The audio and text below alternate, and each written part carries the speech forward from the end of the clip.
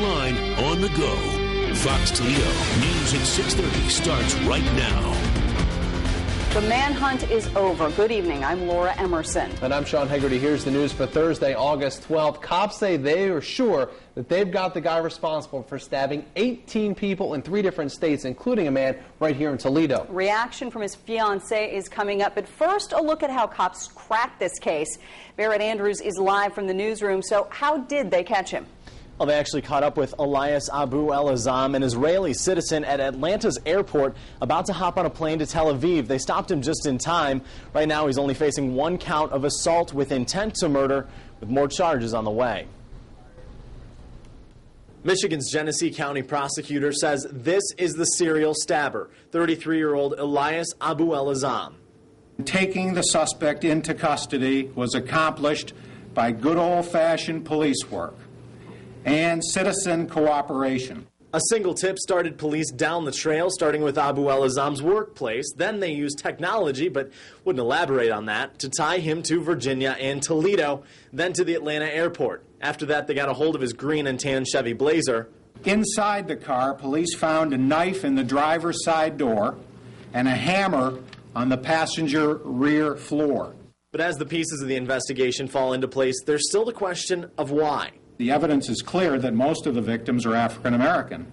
Flint is a predominantly African American city. However, we don't have any other evidence that suggests it's racially motivated. I'm not saying it's not, but what I'm saying is that without more evidence, I'm not going to make that statement.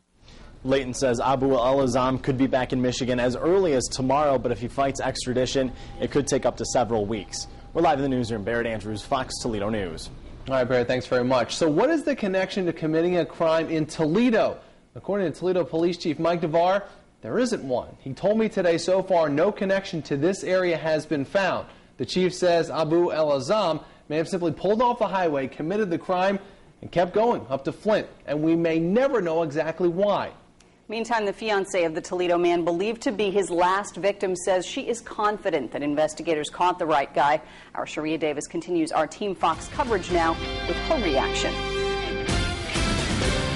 Yeah, Tony Leno's fiancée, Lenita Broswell, found out about the arrest this morning from family and friends. Now, although Tony is still unresponsive, she told him about the arrest. Tony, a church custodian in the Old West End, was stabbed Saturday evening after giving a man directions. Yesterday, Lenita told us how angry and hurt she was that someone would do this to her fiancé, but today she's glad investigators caught the guy. And she's also impressed how quickly he was arrested. It's very excited. I mean, talking about it now, I'm getting those same goosebumps all over. I'm just very happy. I'm excited. Now, Lenita says she hasn't spoken to investigators yet, but is looking forward to working with them on the case. Tony is still recovering at Mercy St. Bede's, and he still isn't able to speak. Now, coming up tonight at 10, find out what the community is planning to do to help with Leno's recovery. Reporting live, Sharia Davis, Fox Toledo News. While we're still very early in this investigation, I'm confident in saying we can place Abuelazam in the Northern Virginia area during the time of our attacks.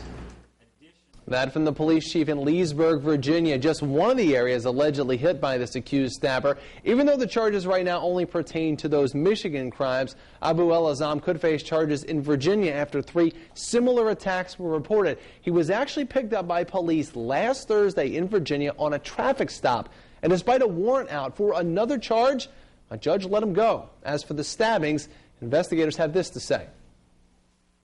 When you look at our demographics and you look at the victims here, my belief is he selected the victims in Leesburg based upon the color of their skin.